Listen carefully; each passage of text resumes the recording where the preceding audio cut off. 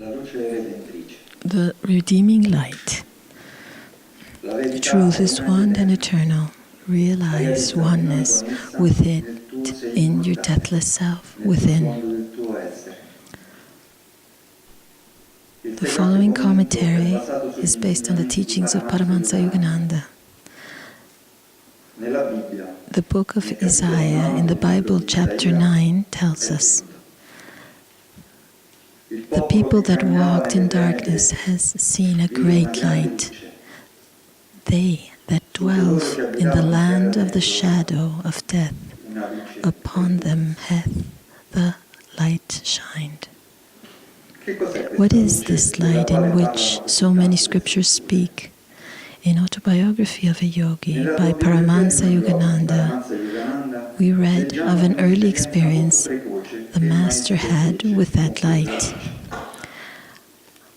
I was blessed about the age of 8 with a wonderful healing through the photograph of Lahiri Mahashaya.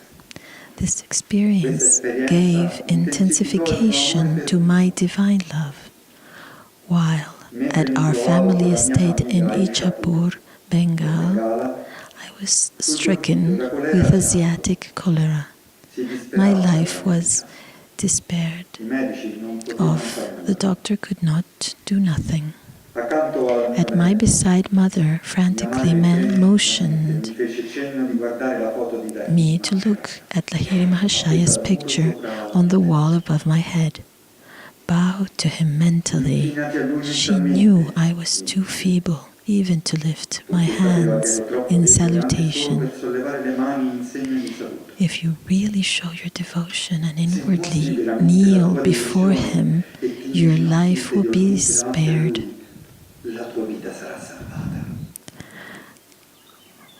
I gazed at his photograph and saw there a blinding light involving my body and the entire room. My nausea and other uncontrollable symptoms disappeared.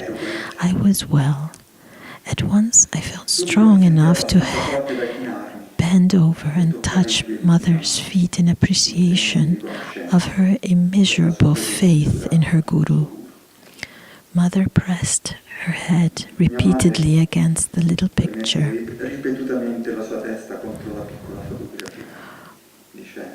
"O omnipresent Master, I thank Thee that Thy light hath healed my son."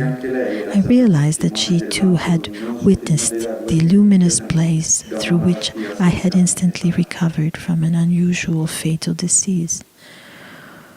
"Where my light is, God once told a saint whom the divine light had healed, no darkness can dwell.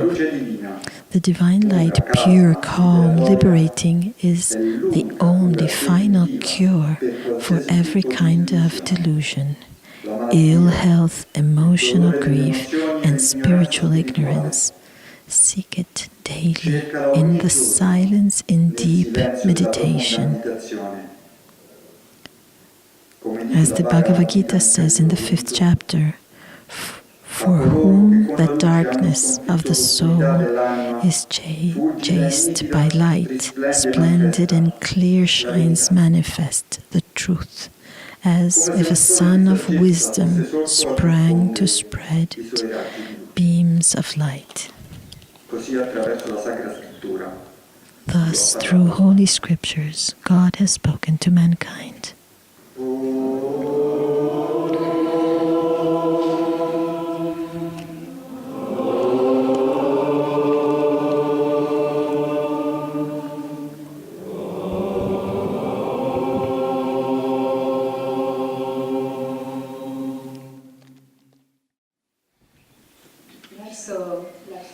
Towards the end of his life, Swami Kriyananda had developed a habit, a very special habit. Every time the choir would sing or in a concert, the divine light shining that we will sing in the ceremony of light, he would stand up and he would stay standing for the whole song.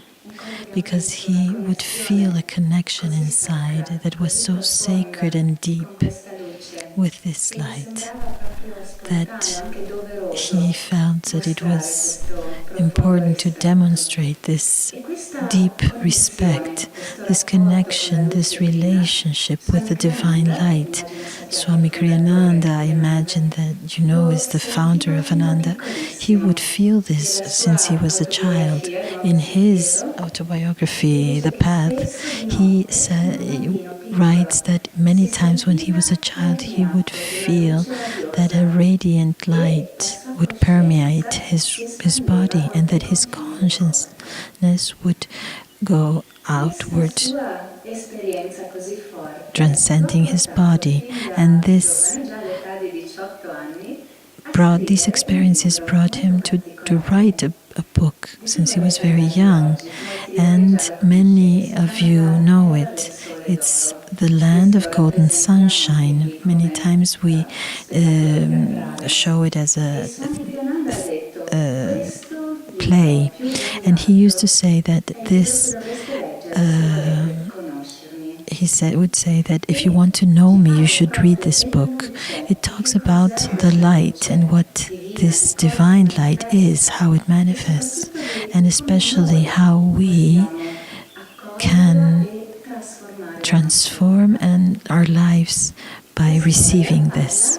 The story talks about a city that is a very dark city, a city that has very little light, because it has a lot of wind, many clouds, and there is a lack of light even in the people, in their hearts, in the people's hearts, like if nobody had real true friends. And in this, Swami used to say it was very sad, and there is a factory, very gray and dirty factory, and the people, many women that used to work in this factory, they saw buttons on men's shirts, and these women have as well lost enthusiasm for life and the divine inner light, and the only thing they do is just wait for Sunday to arrive. Everyone works, and you know this state where you just wait for the Sunday to arrive. These women would just wait for this day to sleep, and because they had forgotten how to walk on clouds of gold, people had forgotten to be in contact with the light. In this factory, there was a young woman called Lisa that lived there, and she was very different to the others.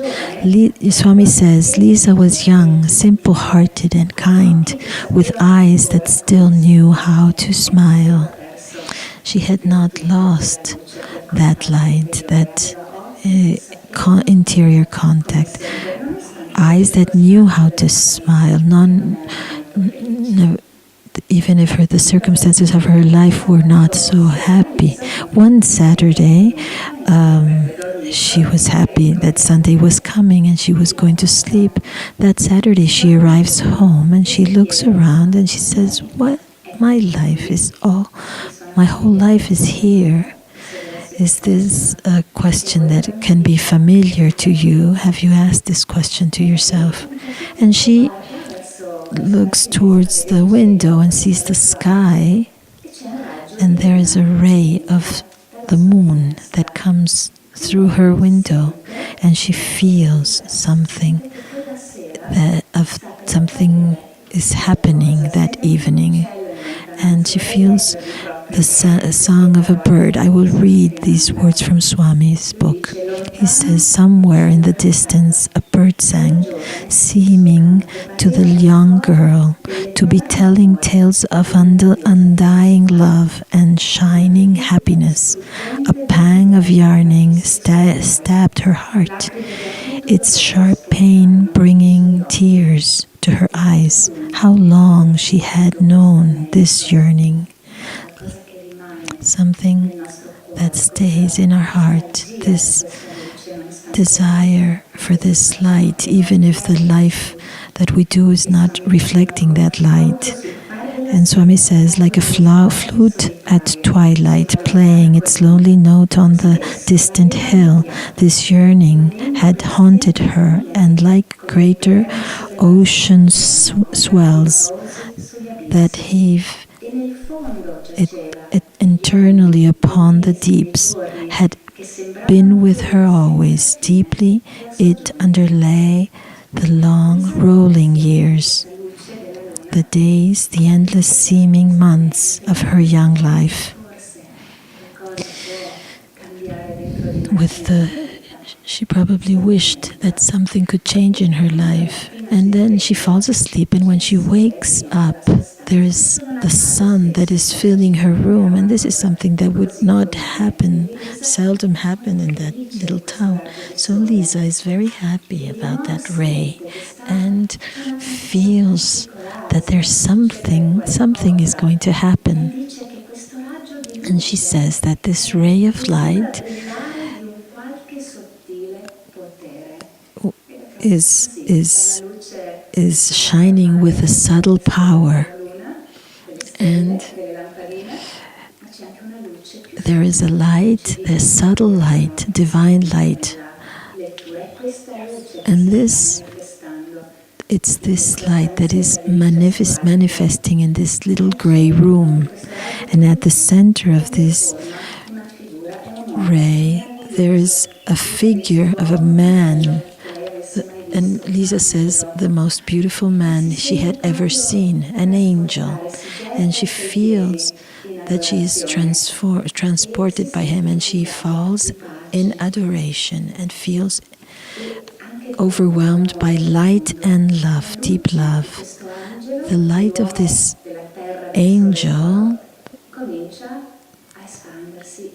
starts to expand and covers her, and Lisa is scared. It's too much light, too much power. So she looks downward, and when she looks up again, this beautiful angel has disappeared. I want to read to you what he writes afterwards. At first, Lisa fell.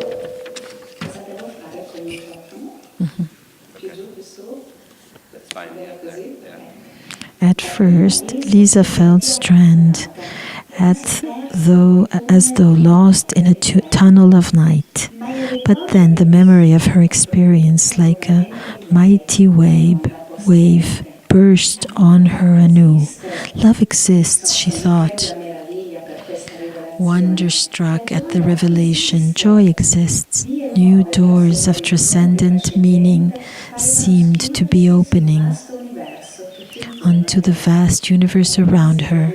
It was as though life itself for her had dawned only with the sun's light today. There is such a difference in our life between the moment where we really open to light and everything that was before.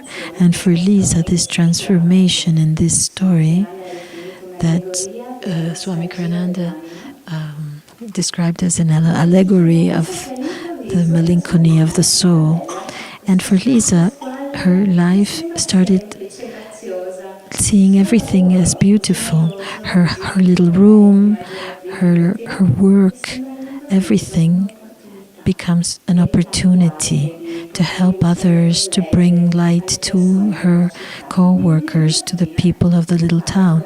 So Monday, she goes to her job with a complete different attitude. And what happens? Her co-workers, instead of saying, "Oh, you look so nice, I find you so full of energy and light, what has happened to you?" Instead of that, they start saying between them, "What is wrong with her? What's wrong with her?" Oh, they say it could be that she has fallen in love. And Lisa doesn't say anything. She just cultivates this joy in her heart and the hope that this man of angel would come back. And on Sunday she wakes up again with this ray of light that touches her face. And again, this ray, this wonderful angel appears. And this time, this angel speaks to her and explains to her where she's coming from, this land of the sun, golden sun, a place of peace and love and light. And what happens? Kriyananda says, listening to him, she felt, I have known this land before. Is it not the reflected image of some ancient memory, glimpses of distant mountain meadows, flowering gaily with once cherished joys?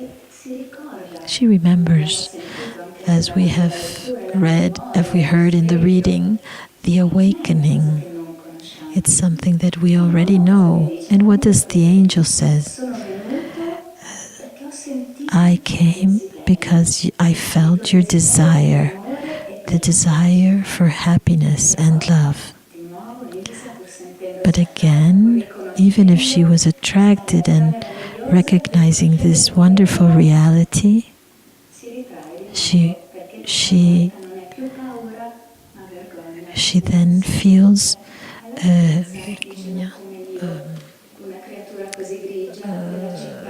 she feels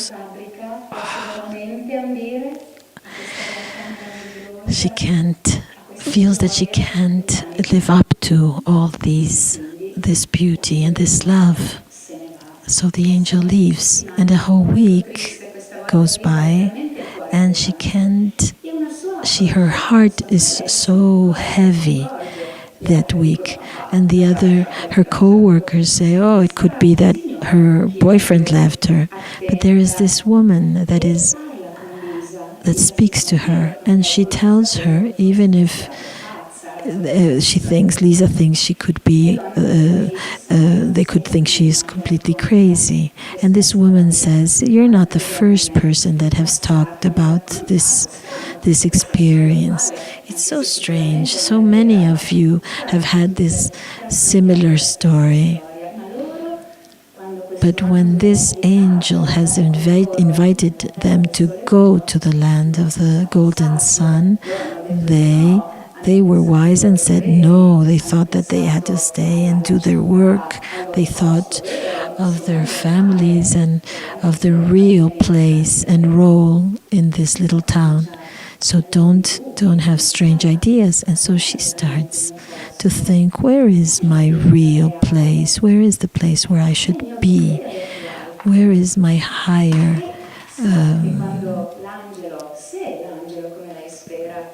so she knows that if the angel will come back, she will have to choose. And this will not be easy, but she feels every day more ready for this choice. And on Sunday, the ray of light came, and the angel came again, and he manifests and he speaks again. And he says, and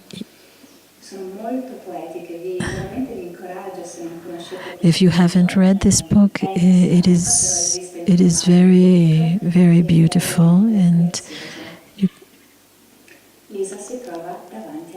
she finds herself in front of the angel.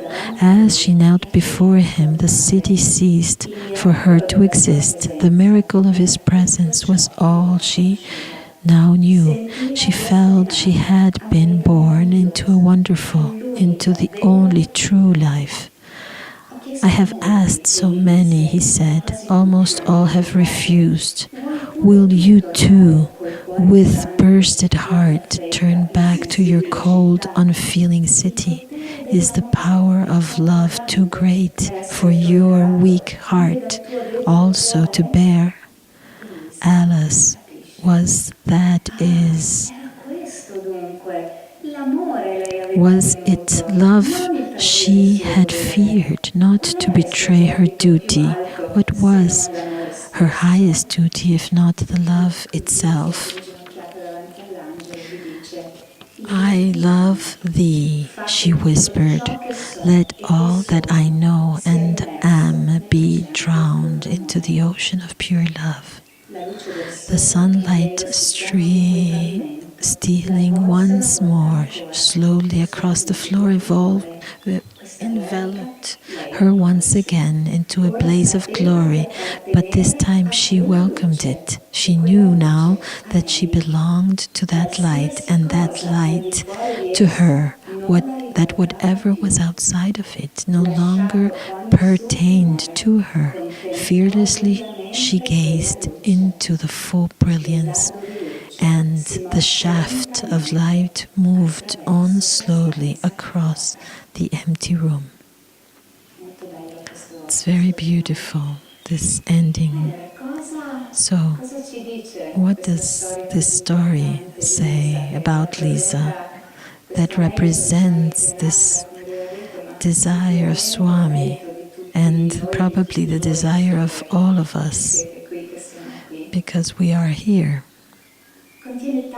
This contains so many messages. The first one, what is this light? That is not only a physical light, but it's something that is so subtle that the external eyes cannot perceive. Just our interior eyes can understand and comprehend. It's the manifestation of the Creator, of the Divine.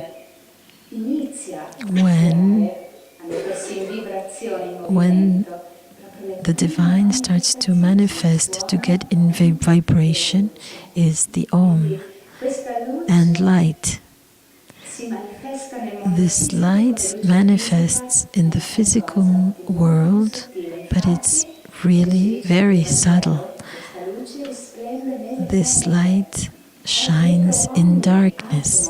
It's behind every atom, every manifestation of creation, and we may perceive, as Jayadev has had us experiment. Yogananda said, in reality, it's very natural to see this light. What we need is only simply to be calm, completely calm.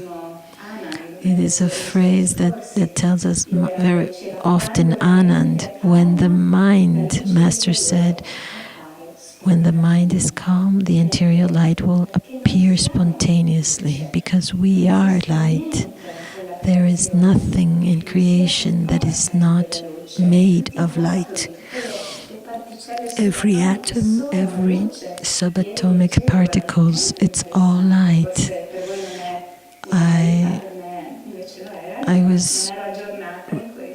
I was reading something yesterday that I had not heard of, where scientists are demonstrating that we are light and have discovered these particles that are called biophotons.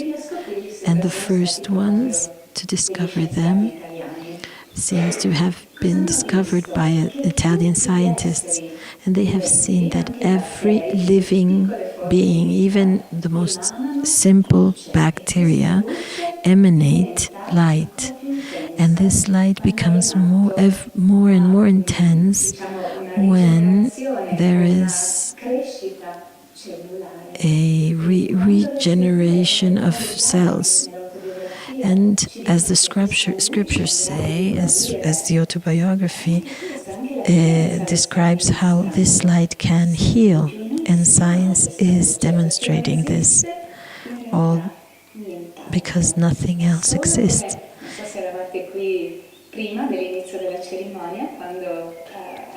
I don't know if you were here when the group was singing Open Sky.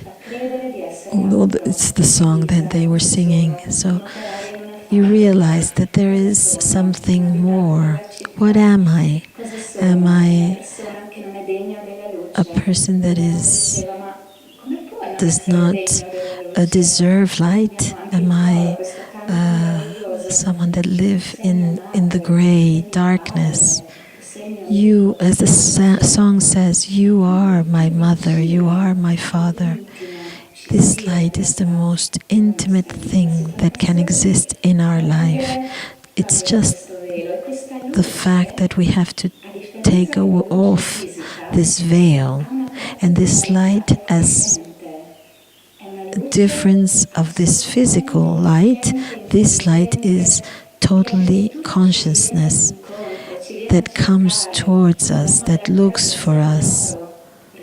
This angel, this man of the golden light, comes to us when we are open to it, when we ask for it. And this intelligent light comes to cure us and to fill our hearts. I have read recently a book.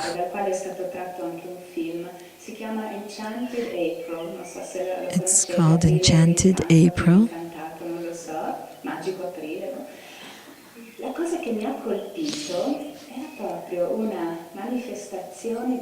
What I found interesting was this how this power of light works. Just like in Lisa's case, where her life was completely transformed because she feels the need to transform others through her light. And this book talks about a group of women that are going on a vacation, on a holiday together, and they are all women that have identified on some type of limitation in them, or the husband, or the way the children feel of them, or the society, and somehow each one is limited by this.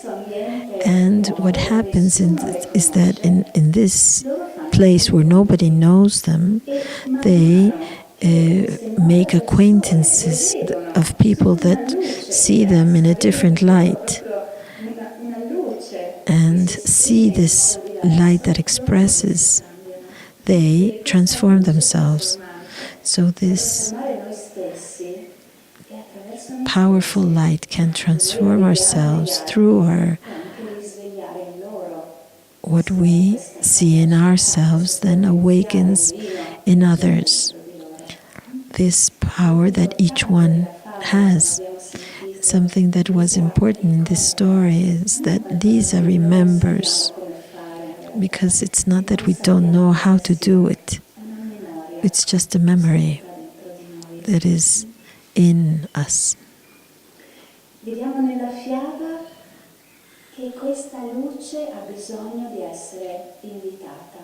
And now we see that in the story,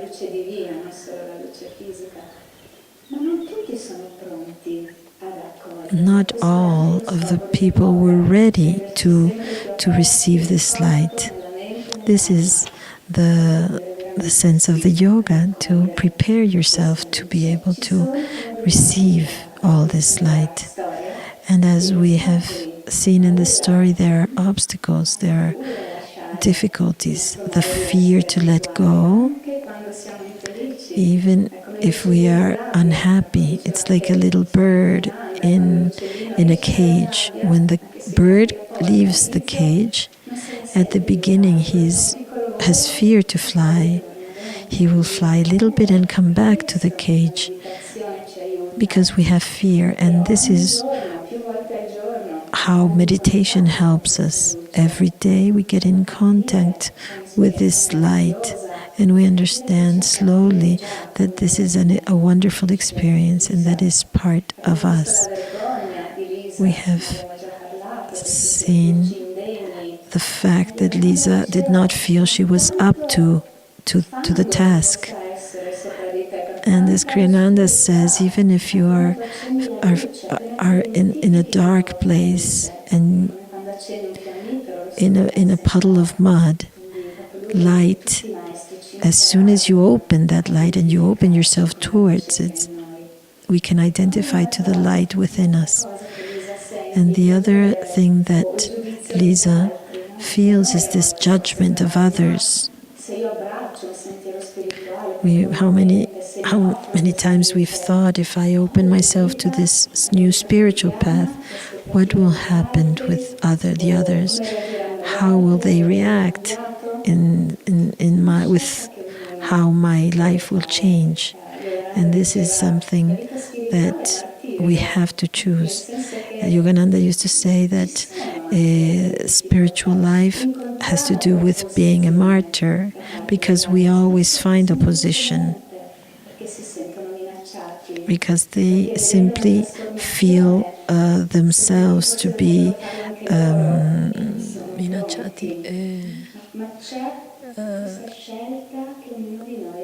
they are not ready for this, and they don't understand. So we have to choose, just as in the first question, the voice of God calls us to awaken ourselves. How will they find us? Will they find us full of fear, full of doubt, full of excuses, thinking of the others around us and if they are ready? Or will he find us ready, open? And at the end, what remains? Remains this powerful phrase of Lisa, that if you feel inside of you, if you feel like, you can repeat it in let all that I know and am be drowned in the ocean of pure love. If you feel this inwardly, and if you don't know how to express this, but if you feel this desire of something more, you can close your eyes and repeat mentally, concentrated on the light. Let all that I know and am be drowned in the ocean of pure love. Let all that I know and am be drowned into the ocean of pure love. Let all that I know and am be drowned in the ocean of pure love.